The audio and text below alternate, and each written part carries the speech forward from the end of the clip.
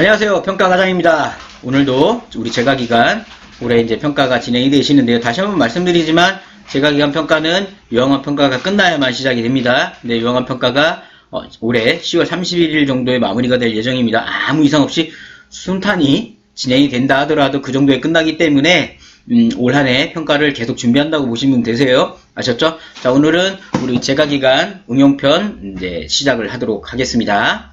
자, 오늘 말씀드릴 내용은, 자, 화면을 볼게요. 건강검진입니다. 우리 방문요양, 방문목요, 방문간호에 있는, 평가번호 4번 건강검진입니다.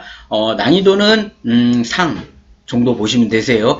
이게 왜 상이냐면, 평가 적용 기간 내에 충분하게 근로자들에 대한 건강검진을 받아오셨다면 문제가 없는데, 만약 건강검진을 놓치셨다면 그대로 감점을 받기 때문에 상 정도의 난이도로 봐주시면 되는 거고요. 점수는 4점입니다. 많은 점수가 배정되어 있기 때문에 기관에서는 각별히 우리 평상시 업무의 하나라고 봐주시면 되는 거예요. 아셨죠? 기부편 영상에도 말씀을 드렸습니다.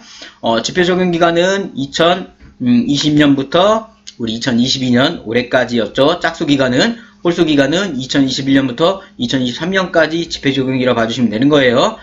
자, 확인 방법은 기본편에서도 말씀을 드렸지만 보건소 등에서 실시하는 일부 전염병 질병이 한정된 건강검진은 인정을 안 합니다. 아셨죠? 따라서 5대 그 건강검진에 다 포함이 돼야 되는 거고요. 우리 대표자 겸 직원, 그렇죠? 대표자는 아닌데 대표자 겸 직원으로 등록되어 있다면 하시는 거예요. 우리 시설장이다. 근데 시설장이 근로자로 돼 있는 거라면은 건강검진을 진행하셔야 되는 겁니다. 아셨죠? 관련 내용은 기본편의 영상에 맞서 말씀을 드렸기 때문에 이건 넘어가도록 하고요.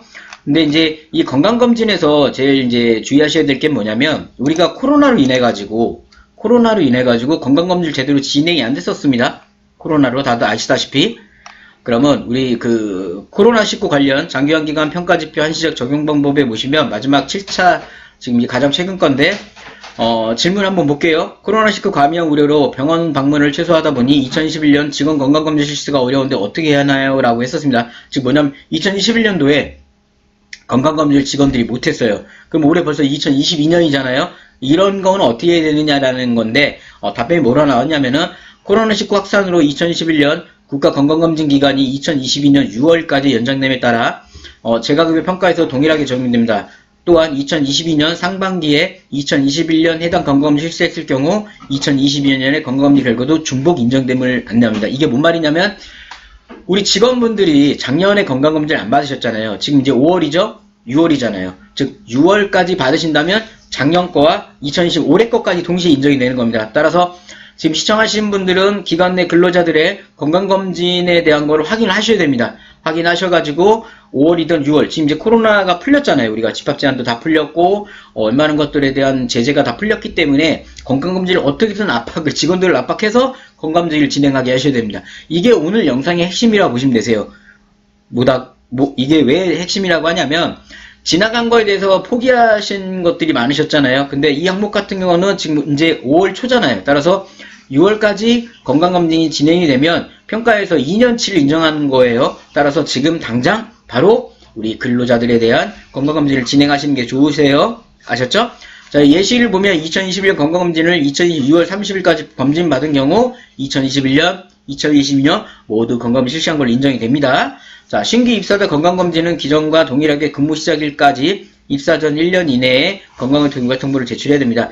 이게 그러니까 기관에서 항상 이걸 체계를 잡아 놓으셔야 돼요. 새로 근로자가 오면 반드시 건강검진서를 들고 오게 하셔야 됩니다. 당연히 그렇게 하시겠죠. 이건 꽤 오랫동안 평가에서 적용되어 있었기 때문에 이건 반드시 지키셔야 되고 이게 안 지키셨다면 이 점수는 감점을 맞으시게 되는 겁니다. 자, 그럼 다음 또 질문을 볼게요. 코로나19 감염 우려로 방문 똑같은 이거 질문인데 이거 똑같이 올려놨네요. 그죠? 어쨌든 간에 지금 말씀드린 것처럼 이 부분만 주의를 하신다면 이 건강검진 평가 항목에 대해서는 우리가 다른 해의 평가보다 점수를 획득하실 수 있는 그 확률이 올라갑니다. 왜냐면 이제 일단 2020년 거도 전에 코로나로 인해 가지고 2021년 상반기까지 받았다면 인정을 했습니다. 작년 것도 마찬가지고 올해 상반기까지 받으시면 인정이 되기 때문에 지금 최대한 빨리 건강검진에 대해서 진행을 해주시기 바랍니다. 아셨죠? 자, 꿀팁 좀 보겠습니다. 해당 평가는 기관 서류 항목입니다. 따라서 기관에서 서류를 준비해 주셔야만 평가가 진행이 되시는 거고요. 모든 종사자에 대한 결합검진이 포함된 건강진단서를 받으셔야 하며 매년 1회 이상 실시하셔야 되는 겁니다. 단순한 보건소에 있는 단순 건강검진 인정이 안 된다라는 겁니다. 아셨죠? 결핵검진까지 포함되어야 되는 거고요. 뭐 기관 자체에서는 뭐 감염병 대응 지침도 수립하시는 게 좋고요. 종사에 급여 개시 전 건강진단서 서비스 이후 연일에 건강검진 진행하신다면 어렵지 않게 점수 획득이 가능하신 겁니다. 아셨죠? 이렇게 이런 부분에 대해서는 우리가 건강검진을 충분히 점수 획득이 가능하신 거기 때문에 지금 빨리 건강검진 받게 하세요. 자, 우리 질문과 답변을 좀 보겠습니다. 첫 번째 질문이 뭘까요? 직원 건강검진 연일에 진행하고 있는데요. 2차 검진 대상자가 있으면 꼭 검사 결과 및 조치사항이 있어야 하나요? 자, 답변을 공단에서 뭐라고 했냐면 평가에서는 직원의 연회 이상 건강검진 실시 여부를 확인하면 2차 검진 등 조치사항에 대한 부분은 따로 확인하지 않습니다. 즉 우리는 건강검진서만 받아놓으시면 된다는 얘기인 겁니다. 이분이 건강검진서에서 어디가 아팠다 저기가 아팠다라는 우리 기관에서는 상관이 없는 겁니다. 단순하게 건강검진을 진행했냐 안 했냐 이 부분만 주의하시면 되는 겁니다. 평가에서는. 자, 두 번째 우리 가장 많이 질문하는 두 번째 질문 보겠습니다. 건강검진 실시 여부를 확인할 때 퇴직자들의 자료도 평가에서 확인하나요? 당연히 확인하겠죠. 답변을 뭐라고 나왔냐면 건강검진은 모든 직원에 대해 연일에 이상 건강검진을 실시하며 평가의 현재 퇴사자들의 건강검진 내역도 확인할 수 있습니다. 즉 평가 적용 지표 기간 안에 그만둔 근로자들에 대해서도 평가에서는 확인을 한다라는 겁니다. 아셔서 준비하셔야 돼요. 자, 세 번째 질문입니다. 건강검진의 결합검사는 따로 받아야 인정 가능한가요? 자, 건강검진은 5개 영역을 모두 충족하고 그중 영상검사 및 판정을 받았다면 결핵검진을 받은 것을 인정합니다. 저 검사를 받으면 결핵검사가 포함이 되어 있어요. 그러니까 반드시 결핵검사를 따라 하시는 건 아니고요. 저 영상검사 및 판정을 받으신 거라면 결핵검진에 대해서는 별도로 하시는 건 아니세요. 자, 마지막 네 번째 질문 보겠습니다. 가족요양보호사도 건강검진을 받아야 하나요? 당연하겠죠? 가족요양보호사도 기관의 직원으로 등록되어 서비스를 제공하기 때문에 평가 기준 적용에 예외사항은 없습니다.